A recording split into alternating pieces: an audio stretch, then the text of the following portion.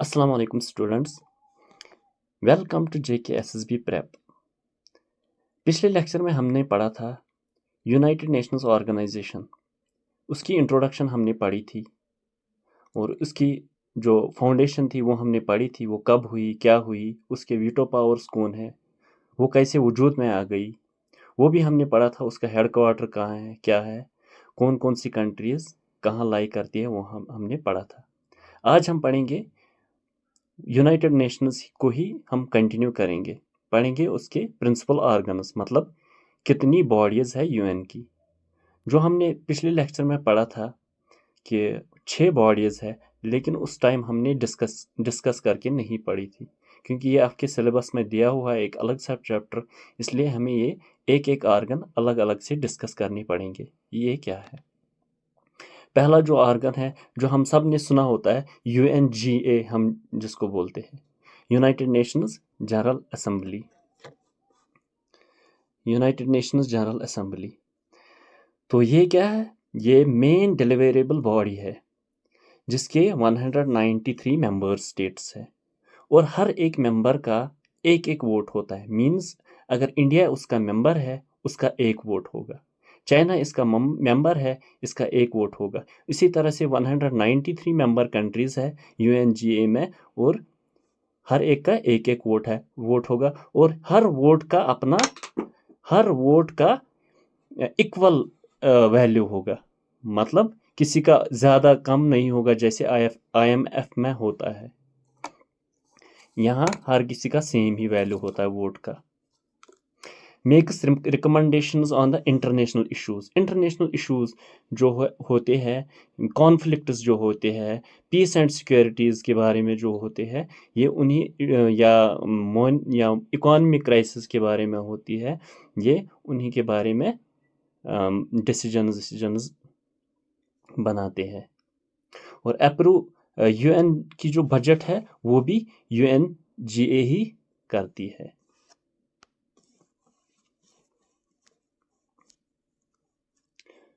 तो इनका और एक फंक्शन है जो UNSC, United national security council, जो हम बाद में पढ़ेंगे है क्या, उसके 10 नॉन परमानेंट मेंबर्स होते हैं। टोटल उसके 15 परमानेंट मेंबर, तो टोटल उसके 15 मेंबर्स होते हैं, 5 परमानेंट होते हैं और 10 नॉन परमानेंट। जो 10 नॉन परमानेंट मेंबर्स होते हैं वो भी UNGA, United Nations general assembly, वही सिलेक्ट करते हैं उन 10 मेंबर्स को।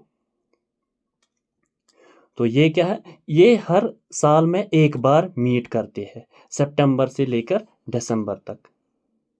और कभी कभी इनको मजबूरी पड़ती है, सपोज अभी अभी जो कॉन्फ्लिक्ट हुआ फ़लस्तीन और इसराइल के दरमियान, तो इनको एक इमरजेंसी मीटिंग सपोज करनी पड़ी, ये जल्दी बुलाते हैं। इस साल 2 मीटिंग्स करेंगे, वरना इसके रेगुलर मीटिंग जो होती है वो साल में एक बार ही होती है, सितंबर से लेके दिसंबर तक।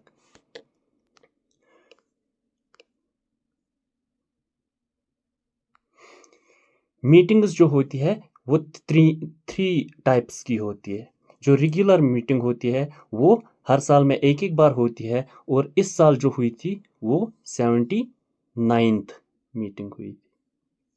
स्पेशल मीटिंग्स कितनी हुई थी? स्पेशल मीटिंग्स अभी तक 32 ही हुई, और 32th सेशन जो हुआ था वो हुआ था 2021 में।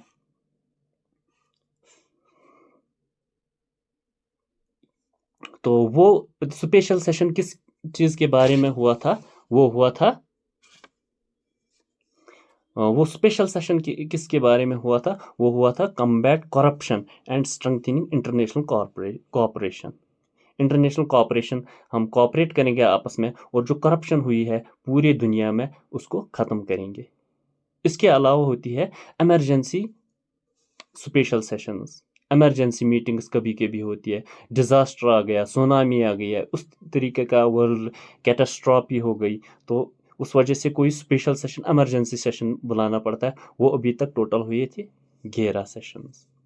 तो लास्ट 11th सेशन कब हुआ था? 2014 में। और जो 79th सेशन, जो रेगुलर सेशन हुआ, वो 2024-2025 में हुआ। प्रेसिडेंसी किसके पास थी? वो थी कैमरून। कैमरून एक अफ्रीकन कंट्री है और उसका प्रेसिडेंट कौन है? उसका प्रेसिडेंट है फिलिमोन यंग। देखते हैं हम मैप पे ये कैमरून कहाँ है। ये है अफ्रीका। तो अफ्रीका के पास ये है इक्वेटर, ये है इक्वेटर और इक्वेटर के जस्ट ऊपर है ये कैमरून। आपको दिखाई दिया होगा। ये मतलब नॉर्थ अफ्रीका में ही आता है और इसकी कैपिटल है याओंडे और इसकी करेंसी क्या है? Central CFA Frank. और बहुत सारी अफ्रीकन कंट्रीज़ की जो करेंसी है वो है CFA फ्रैंक। CFA क्या है? वो एक कमेटी है, मतलब उसको बोलते हैं committee African financial committee English में, वरना उसका कोई और नाम है अफ्रीकन नेम। हम इसको इंग्लिश में बोलते हैं अफ्रीकन फाइनेंशियल कमेटी, इसलिए हम बोलते हैं CFA फ्रैंक इसकी करेंसी है। तो हो गया ये मैप कैमरून का। प्रेसिडेंसी किसके पास थी वो बोलना है आपको, फिलिमोन यंग। और थीम क्या है वो भी आपको याद रखनी है। चलिए बढ़ते हैं आगे। इसके बाद सेकंड बॉडी जो है वो है सिक्योरिटी काउंसिल।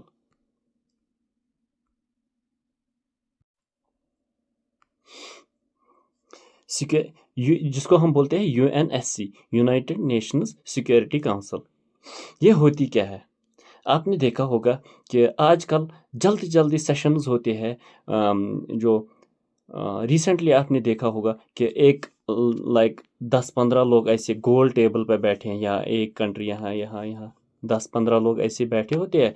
फिर यहाँ पे वो कुछ बातें करते हैं, फिर वो ऐसे वोटिंग करते हैं, बोलते हैं कौन इसके साथ में है कौन नहीं है। सपोज़ जो उन्होंने रिसेंटली जो गाज़ा सीज़ फायर के बारे में वोटिंग की थी, उसमें सारे ऐसे ही हाथ उठाते थे, हाँ मैं इसका साथ हूँ, कुछ नहीं उठाते थे। तो ऐसे ही वो आपने रिसेंटली न्यूज़ में देखा होगा, ऐसे ऐसे ये तो रोज़ की मर्रा की मीटिंग होती रहती है इनकी। तो अब मैं समझाता हूँ ये यूनाइटेड नेशन सिक्योरिटी काउंसिल है क्या और इनकी फंक्शन क्या है, इनका काम क्या है।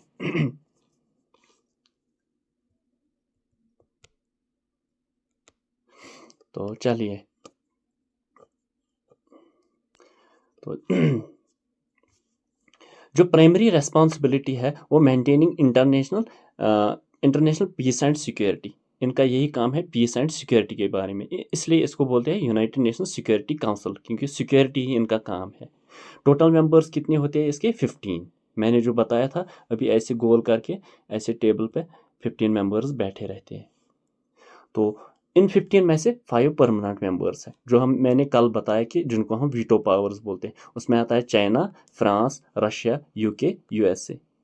China, France, Russia, UK, USA, ये आपको याद रखना है। और ये परमानेंटली होते हैं UNSC में। और 10 नॉन परमानेंट मेंबर्स होते हैं।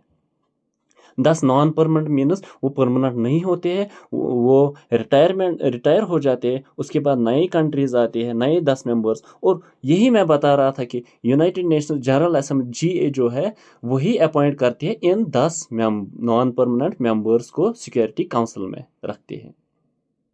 तो ये 10 सिक्योरिटी काउंसिल मेंबर्स जो है ये कैसे इलेक्ट होते हैं? ये 2-2 साल के बाद इलेक्ट होते हैं।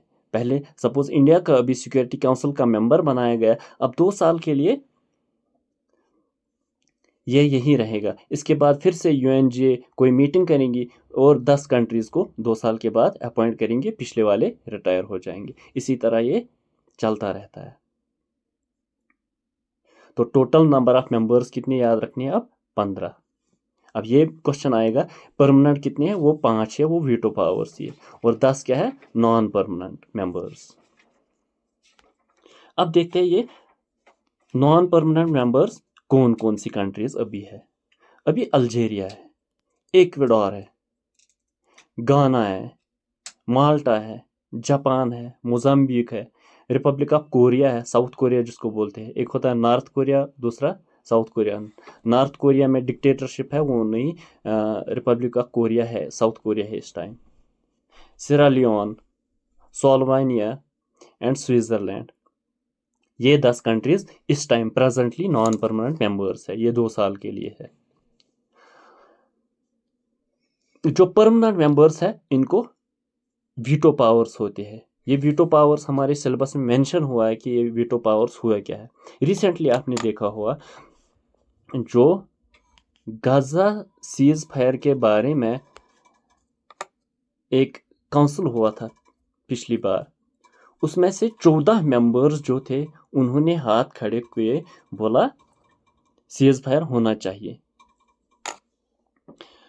सीज फायर होना चाहिए। लेकिन हुआ क्या, जस्ट एक मेंबर उठा, उसने बोला नहीं, आई ऑब्जेक्ट दिस, मुझे ये मंजूर नहीं है। और हुआ क्या, वो हुआ नहीं, वो रिजेक्ट, वो रेजोल्यूशन ही पास नहीं हुआ, क्योंकि जस्ट वन मेंबर, वो मेंबर कौन था, वो था यूएसए, और वो वीटो पावर था, उसने वीटो किया। वीटो मीन्स उसने अपनी मनमानी की, उसने बोला नहीं करना है तो नहीं हो जाएगा। ये उसका एक ड्रॉबैक भी है यूनाइटेड नेशन सिक्योरिटी काउंसिल का। उसका भी हम मसला, इंडिया जो है वो इसका भी मसला ढूंढ रहा था, हम कुछ करें, क्योंकि ये जो कह रहे हैं वही हो जाएगा, नहीं चल रहा है। जैसे रशिया यूक्रेन कॉन्फ्लिक्ट, सबने यूक्रेन का साथ दिया, एक ही कंट्री थी जो हमलावर थी, वो थी रशिया, उसने हाथ खड़े किए, नहीं मैं तो रिजेक्ट कर रहा हूँ, और 14 के 14 वो सारे वोट ज़ाया ही हो गए। वीटो पावर, इसका ये बड़ा नुकसान है। फिर हम देखेंगे इंडिया का क्या मसला था वहाँ, वो क्या चाहते हैं वहाँ, आगे चलते हैं। ये सैंक्शन इम्पोज कर सकते हैं, authorise military actions, meet continuously throughout the year, पूरे साल भर इनकी मीटिंग होती रहती है। Recommendations for the appointment of the new UN member, तो अगर कोई न्यू यूएन मेंबर जो है वो बनाना है, सपोज अभी 193 कंट्रीज है या मेंबर्स है, अभी हम किसी और को एडमिट करेंगे, ये भी इनके ही रिकमेंडेशन से चलेगा। Can establish UN peace keeping operations, UN peace keeping operations मतलब अगर किसी जगह जंग है, कोई प्रॉब्लम है, फिर पीस कीपिंग ऑपरेशंस यही यूएन सिक्योरिटी काउंसिल ही करती है, ये भी एक फंक्शन है उनकी।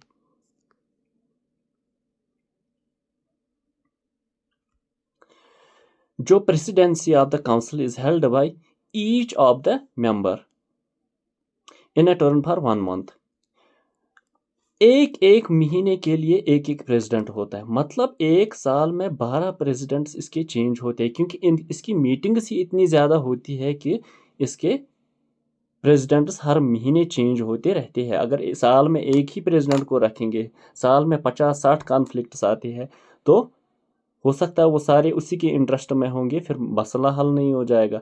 इसलिए हर महीने के बाद प्रेसिडेंट चेंज होता रहता है, और वो प्रेसिडेंट भी चेंज होता है अल्फ़ाबेटिकल ऑर्डर में, वो भी इंग्लिश अल्फ़ाबेटिकल ऑर्डर में।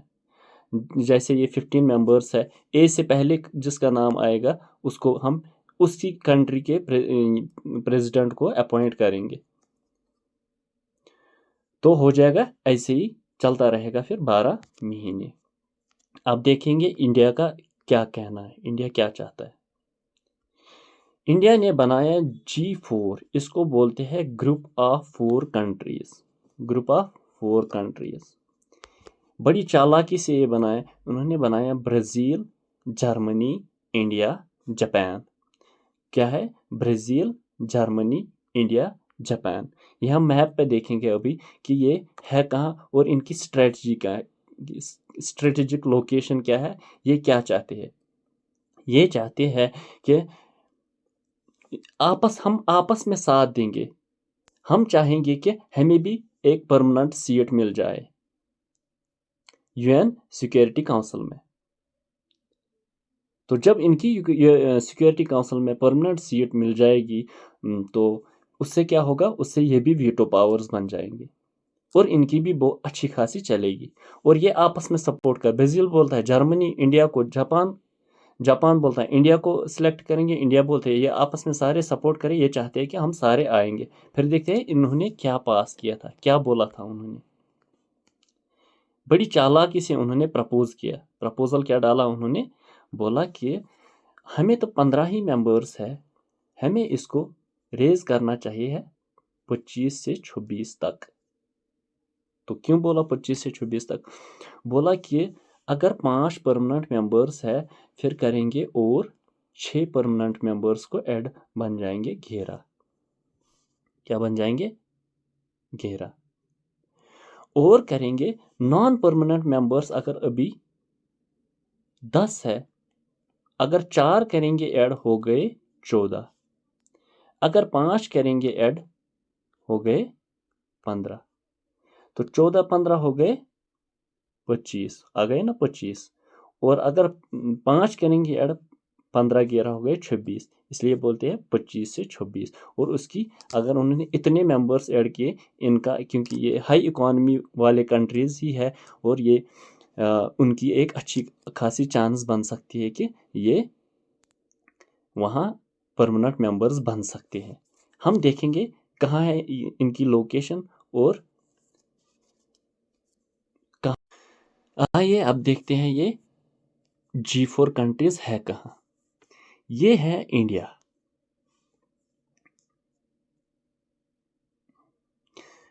और ये देखिए यूरोपियन कंट्री है यहाँ जर्मनी, ये है ब्राज़ील, और है जापान। कहाँ है जापान? है ये है यहाँ जापान। आइए इनको एक एक करके देखते हैं ये है कहाँ। पहले आएंगे इंडिया पे। इंडिया तो आपको पता ही है, इंडिया है यहाँ पे। तो इसकी कैपिटल जो पता है न्यू दिल्ली है इसकी कैपिटल, और करेंसी है रुपये। देखो इसके बिल्कुल ईस्ट साइड में दिखाता हूँ मैं आपको।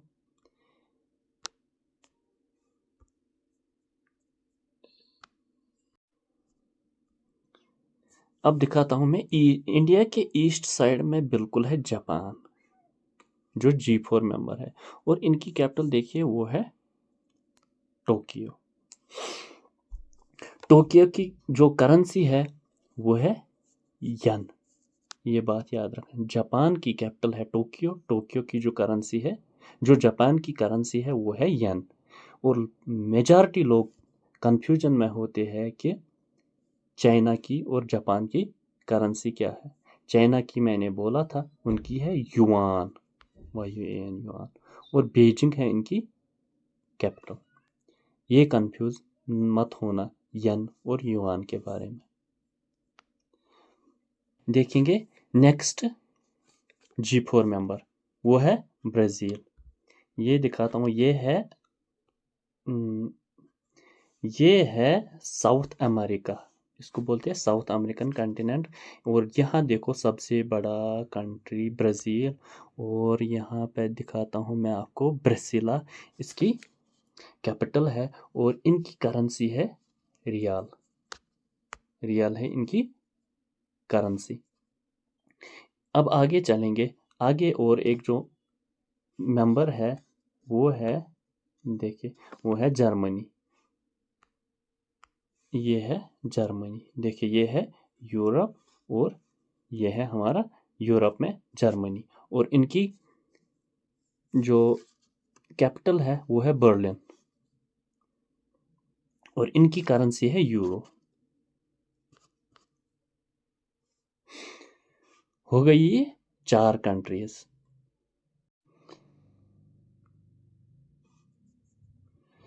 अब आएंगे वापस तीसरा जो है, तीसरी बॉडी यूएन की, वो है economic and social council, ECOSCOS, जिसको बोलते हैं economic and social council. Coordinators UN economic social and related work. जो इकानमी के रिलेटेड है, या सोशल रिलेटेड, सोसाइटी के इंसान लोगों के बारे में, गरीबी के बारे में, वो यही हैंडल करते हैं सारे। और इसके मेंबर्स कितने हैं? 54 मेंबर्स है, ये याद रखना। इकोनॉमिक एंड सोशल काउंसिल के कितने हैं? 54 मेंबर्स। प्रमोट सस्टेनेबल SDGs जो हम पढ़ते हैं हर रोज़, SDG सस्टेनेबल डेवलपमेंट गोल्स, ये वही प्रमोट करते हैं। कोऑर्डिनेट्स ह्यूमैनिटेरियन असिस्टेंट्स, अगर किसी जगह प्रॉब्लम है, वो सुनामी आ गई या जंग हो गया या रिफ्यूजीज़ बन गए, उनकी जो वो प्रॉब्लम्स होते खाने पीने का, वो यही काम करते हैं। ऑर्गेनाइज इंटरनेशनल कॉन्फ्रेंसेस भी यही करते हैं। Works with specialised UN agencies, कुछ यूएन एजेंसी सपोज उनुरवा बाकी सारे ये उन्हीं से काम करते हैं। Consults NGOs. तो इसका प्रेसिडेंट जो है वो है बॉब रे करंट, और इलेक्टेड फॉर 1 ईयर। ये हर साल चेंज होता रहता है। हो गया ये याद रखना। अब इसके बाद आएगा सेक्रेटेरिएट, और ये क्या है, ये है एडमिनिस्ट्रेटिव ऑर्गन ऑफ यूएन, मतलब जहाँ एडमिनिस्ट्रेशन है, जिसको हम बोलते हैं ऑफिस, जहाँ परमानेंट ऑफिस होता है, जहाँ पे सारे कागजात, डॉक्यूमेंट्स, वर्कर्स, एड वर्कर्स, बाकी जितने भी है वो वहीं पे होते हैं। इसका हेड कौन होता है? Secretary general. और सेक्रेटरी जनरल जो मैंने पिछली बार ही बताया, इसको अपॉइंट करते हैं general assembly UN J 193 members. Provides studies, information and facilities for the UN organs. UN के जितने भी ये सारे ऑर्गन है, ये सब वही हैंडल करता है, सेक्रेटेरिएट ही। Carries out tasks असाइनड bye UN bodies जो इनको बता रहे हैं वो ये करते हैं। मैनेजेस पीस कीपिंग ऑपरेशंस, ये भी करते हैं। मीडिएट्स इंटरनेशनल डिस्प्यूट्स जो होते हैं वो ये काम करते हैं। Surveys economic and social trends. अब है सबसे ज़्यादा इम्पोर्टेंट, जो पिछले 1 साल से यही चलता है। सब, या अफ्रीका ने अभी डाला कि जिनोसाइड किया है इसराइल ने, वो सब इंटरनेशनल कोर्ट ऑफ जस्टिस में होता है। ये सबसे बड़ी ऑर्गन है जस्टिस की।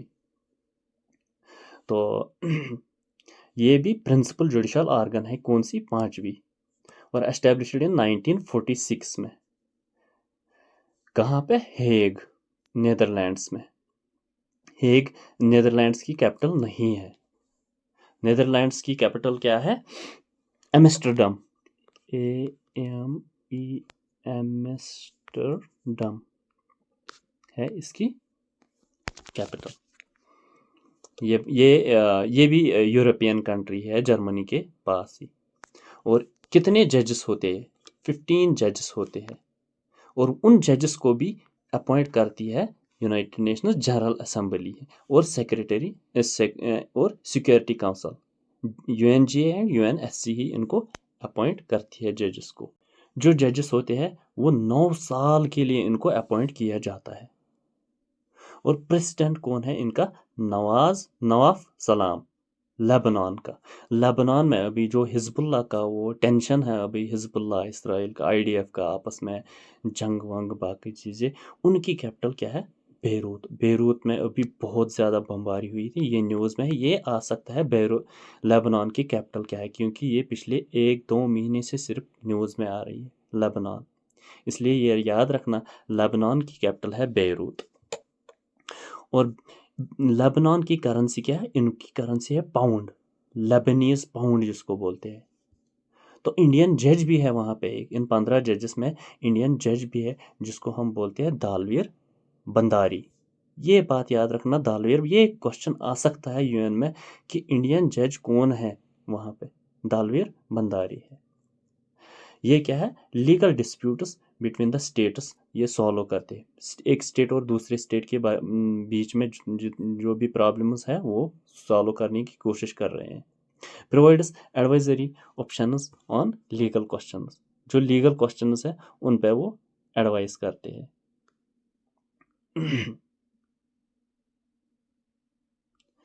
Only states can be the parties in this case. जो स्टेट्स है वही पार्टीज होगी केस में, और decisions are binding on the parties. जितनी भी पार्टीज है उसमें उन पर ये बाइंडिंग होगा, जो भी फैसला होगा।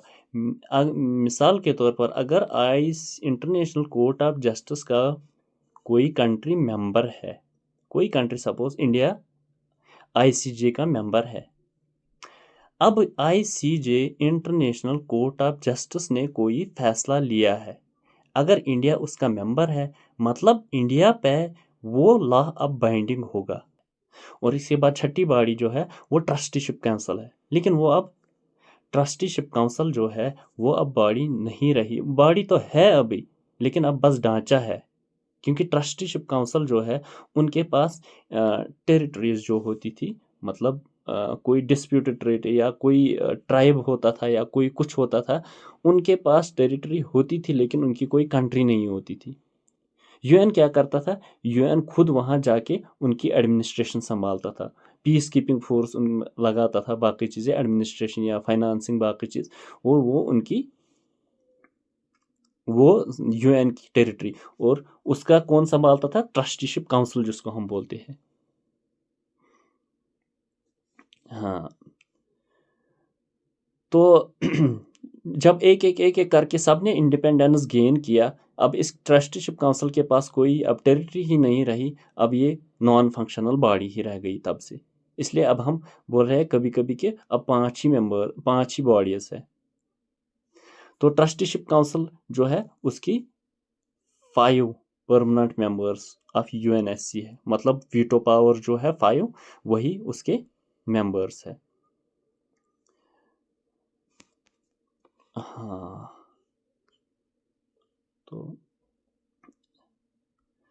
तो ऑपरेशन कब से सस्पेंड हुए, जो ट्रस्टीशिप काउंसिल के 1994 में, क्योंकि लास्ट ट्रस्ट टेरिटरी जो थी वो पुलाव पुलाव जो थी पुलाव की कैपिटल क्या है, मेलिक्योक। वो बिल्कुल अगर हम देखेंगे ऑस्ट्रेलिया के बिल्कुल ऊपर, मतलब वो मैं अभी दिखाता हूँ, वो कहाँ पे है, दिखाता हूँ मैं ये पुलाव कहाँ है, जिसने इंडिपेंडेंस गेन की है, जो यूएन ट्रस्टीशिप की मेंबर थी। ये है पुलाव हमारी, और ये है इनकी कैपिटल मेलिक्योक, और इनकी करेंसी क्या है, यूएसडी, जो मैंने बोला जो सबसे इम्पोर्टेंट करेंसी है, यूनाइटेड स्टेट्स डॉलर। हाँ, अब आते हैं वापस। टेक्निकली स्टिल एग्जिस्ट, जो मैंने आपको बताया, but no longer active, could be activated if need for the future trust territories. अगर कभी फ्यूचर ट्रस्ट टेरिटरी बन गई तो ये फिर से एक्टिव हो जाएगा, लेकिन अभी इनएक्टिव ही है। Modified its rules of procedure to meet as and when occasion requires, जब भी ये ज़रूरत पड़ेगी ये प्रोसीजर सारे रूल्स मॉडिफाई करके आएंगे। तो ये थी सारी बातें आपको यूनाइटेड नेशंस ऑर्गेनाइजेशन के बारे में, उसकी बॉडीज, उसकी फंक्शंस, और समझा हमने एक एक चीज़ मैप्स के ज़रिए, कंट्रीज़ कौन कौन सी इसमें इन्वॉल्व है मेजरली, और उनकी कैपिटल्स और करेंसीज में हमने समझ ली। तो होप ये सेशन सारा आपको अच्छा लगा होगा, और कमेंट सेक्शन में बताइए आपका कौन सा टॉपिक वीक है। ऐसे ही मज़ेदार सेशन हम बार बार आपके पास लाएंगे। थैंक यू वेरी मच, मिलते हैं अगली बार।